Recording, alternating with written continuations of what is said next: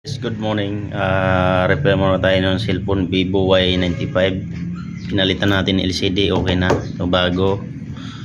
So, ang problema guys, itong on off kasi sira yung niya ito.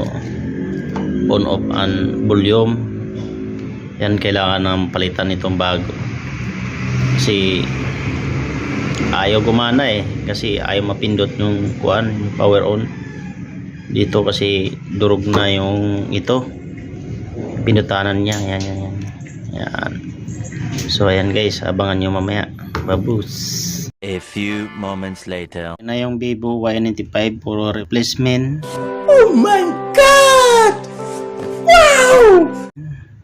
Itong pindutanan sa gilid at saka LCD. Yan, Vivo Y95.